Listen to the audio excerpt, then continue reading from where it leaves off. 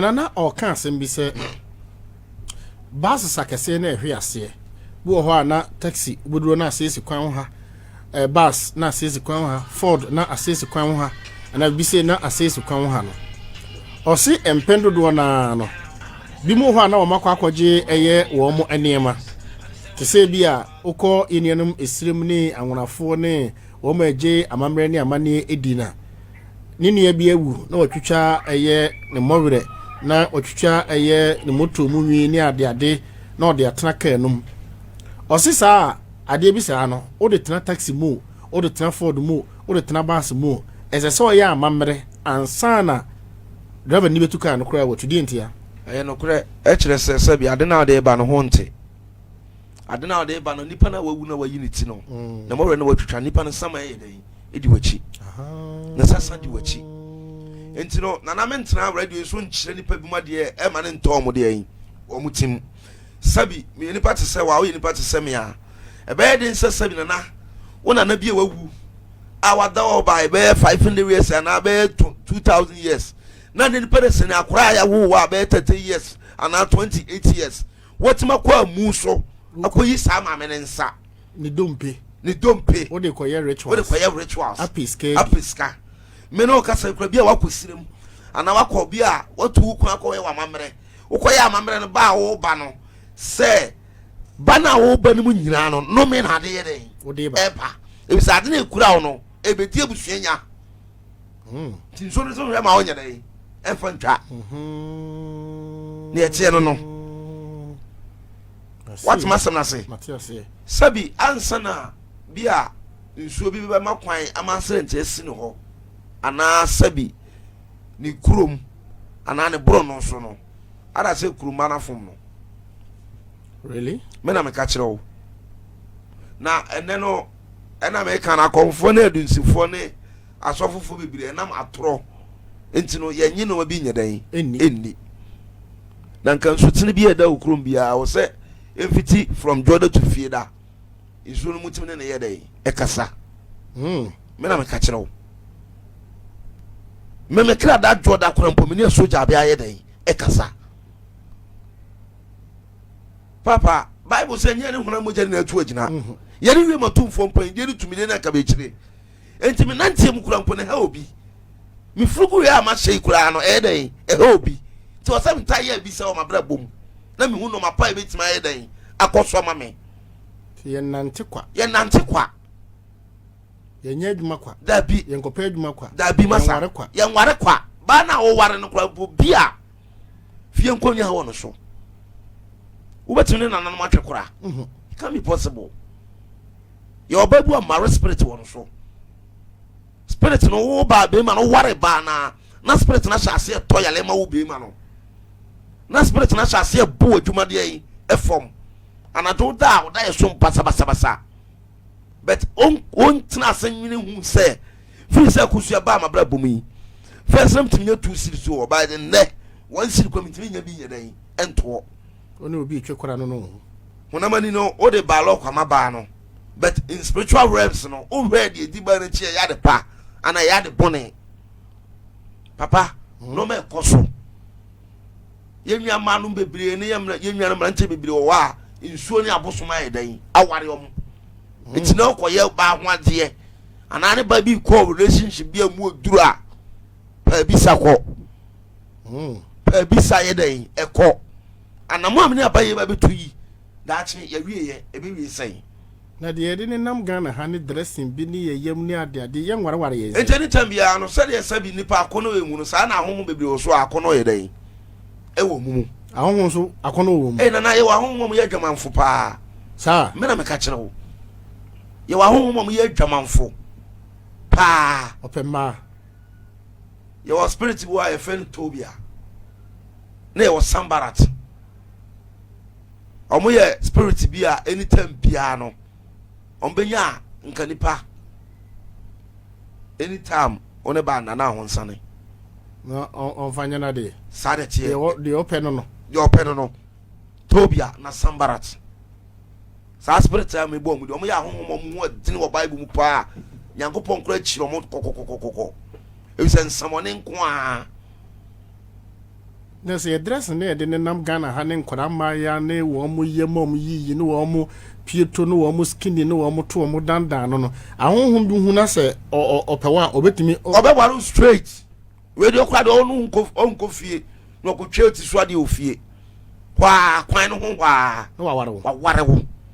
enam atade bi a ehyew opekunu toro so ebema na most akwamfo ne asofofo a ene adunsifo malamfo motai suma manfo nsutene ho no papa sabi nipa no nimtwa nkwamfa mro se twaye den ema no eno bebre ma sa ma respect no so ye adwuma nsutene no wa mana kwankyere wase konsuwe nko yesei ukwa akase yesei bible so di kanfo ne so di hunu bi omo amu di na chi omo ye oyera pa wona watu nwasuo so ye konfo wona watu nwasuo so ye nyame nipa wo ye malam wo ye dunsini nipa ne ba ya bisemu no e so ko nsutene nchen a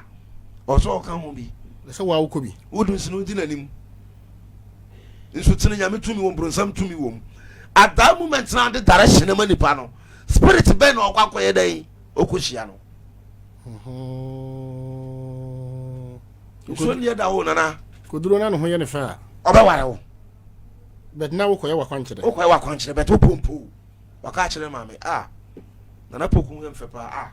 open afa kai ye twa ti so ade wo nsuo na mu instant no wa ware wo nto wo kɔ na kyese ya ye ho ade na wo kɔ fie no aya na se wa be ya kwankyere ubechina onya yere ene wa branche bu anana sorry to say wa do be 30 years 20 years or 35 ontimi fse ba akora de yin epe spirit na kana no ma na no ayi mu nana ne boys ne branche ne bi breo me na me ka kire wo so wo hia no poku kro pe okra mpo no ebe din so be bie na no aye den aka amanfo bre na ne nyina mu no sabi wan hia wa yare safo a na no nkire se duro nya dan eni ho nana okan bi fa saa de wubusai ho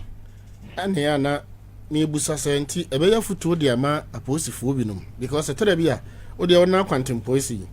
obeduru barrier obehu se ya na yenuanom aposifo no wa break car 4D ana se ohu eye sirimfo car bi no wa break bag ye woka ni munyi no de se be wurawura ni nyina enye ntu tie de ma me kan ya udi agura we police na udi agura da bia asem to da bia obeba fie obekwa adwuma obefiri duty akofi na obayare na na me ka kire enye boto bia na de ensaye den atumu na poku hwe e wo bari ahon no we police ni wadwuma na wo ye as a security personnel manipa na mbie ne bag ni o mfansa nguram mfansa nguram wo de ba bia wadwene kire o so hwe a smogri bia hye bia no man command o mi ho no anyimpie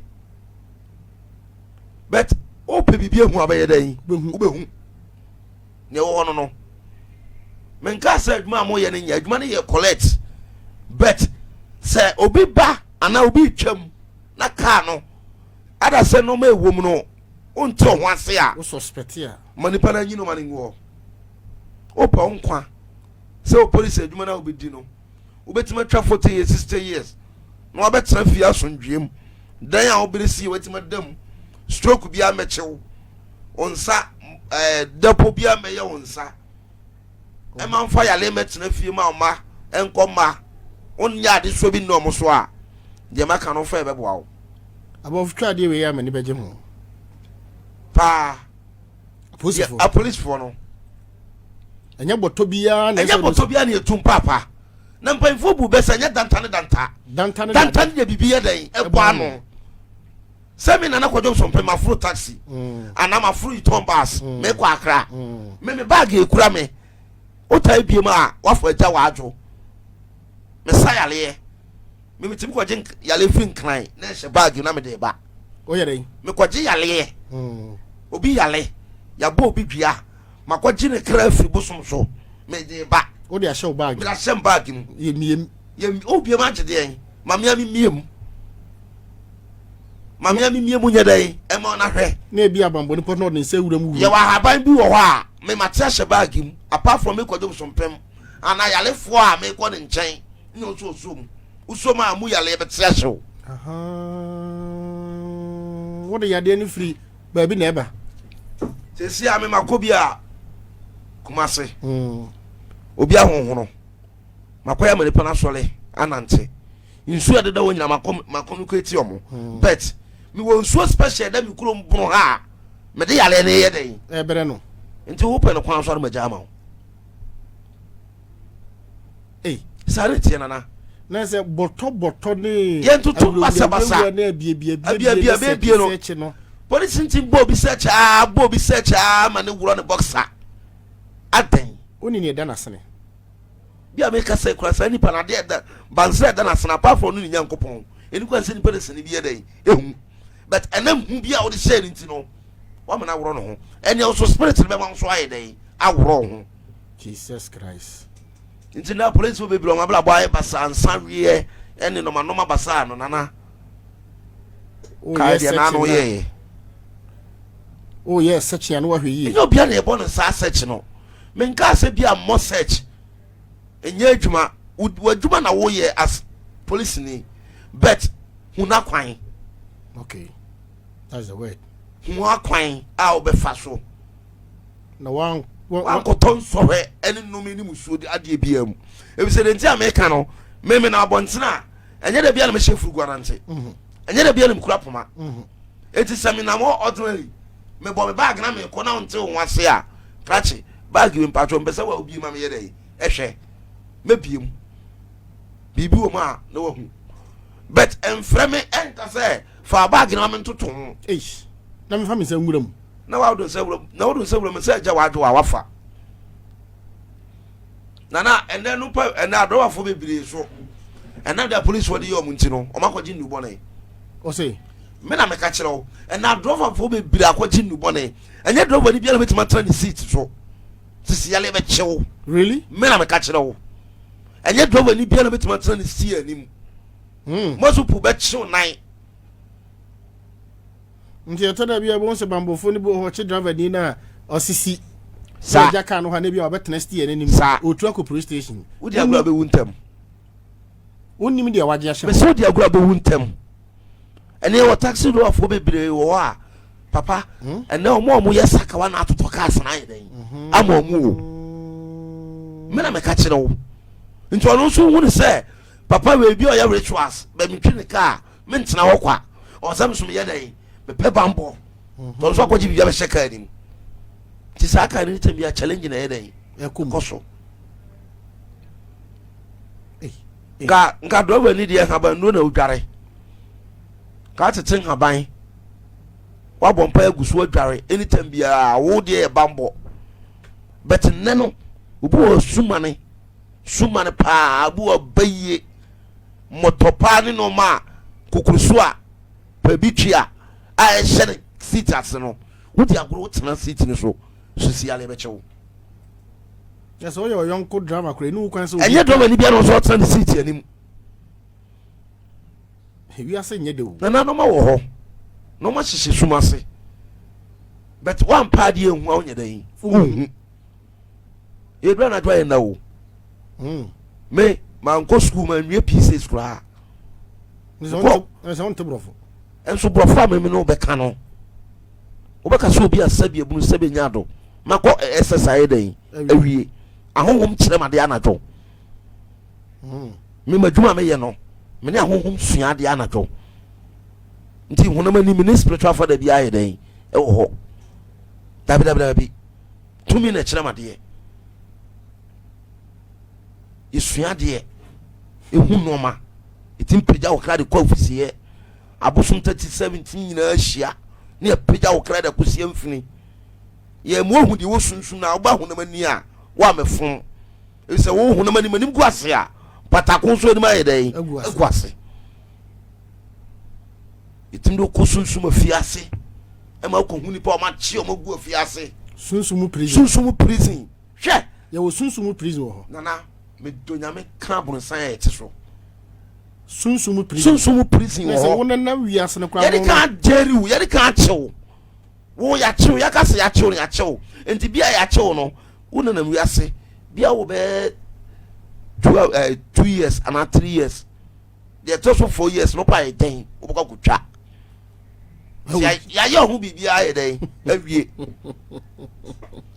woman bi ba me chen baby yes nya me kan se we a kire wo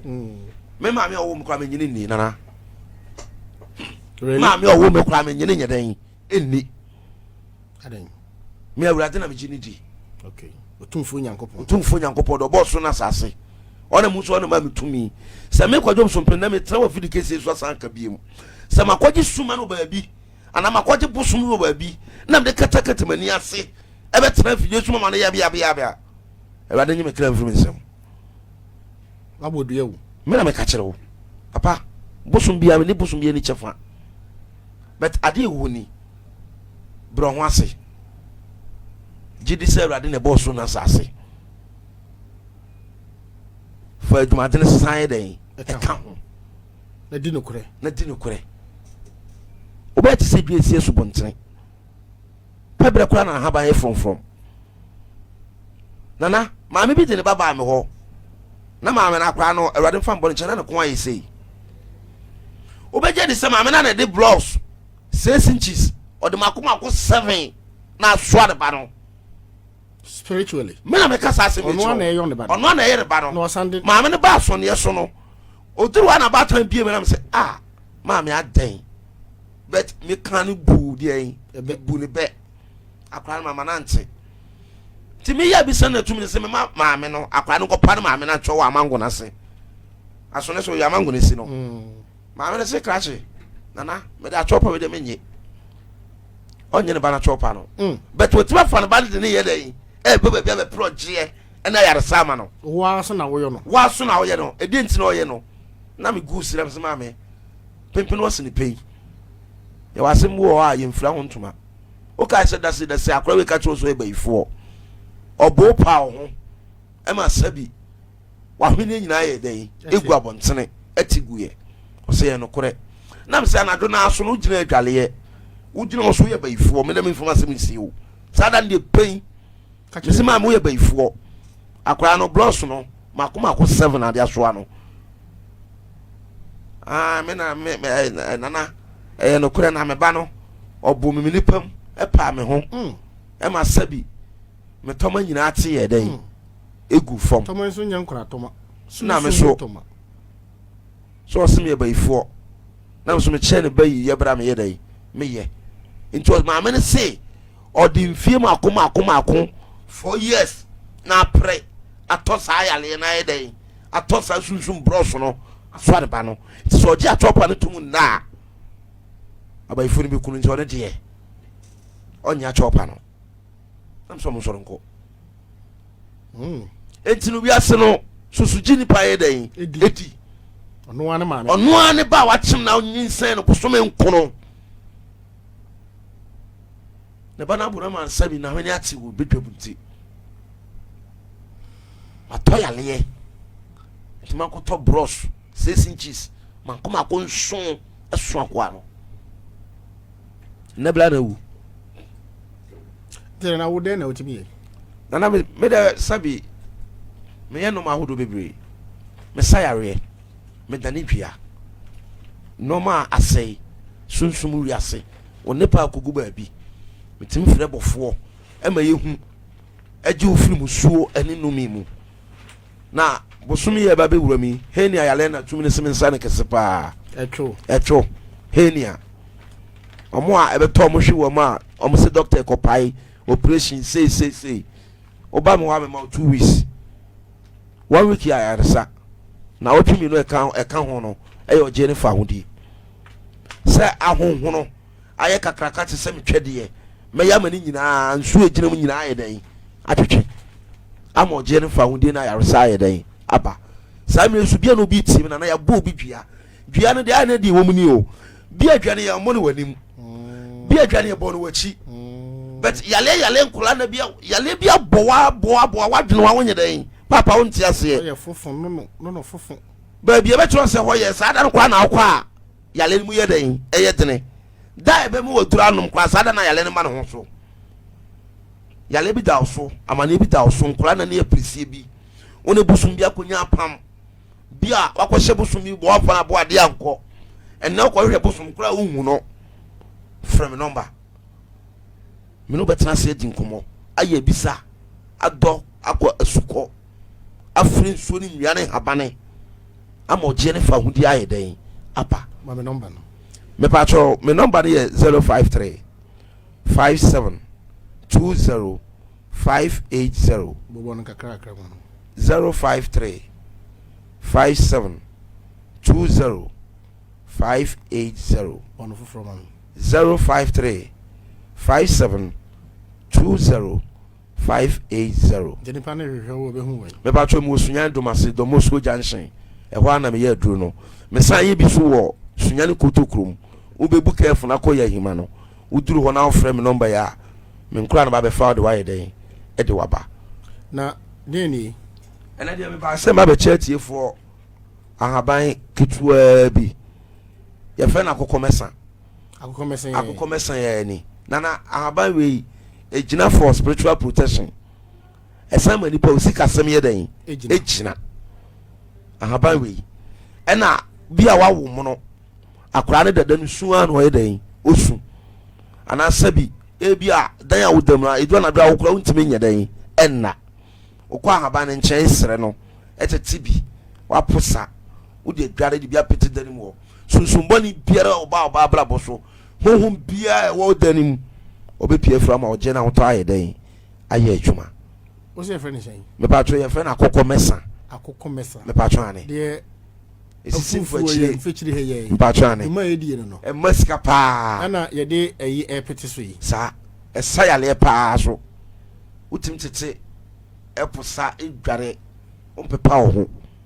ho yesu nsum adwuma pa opese okra no ba bia okra na kuduru no ohu de nipa de yewa tra akokko mesa hade but o kwotse a frequency ana kusua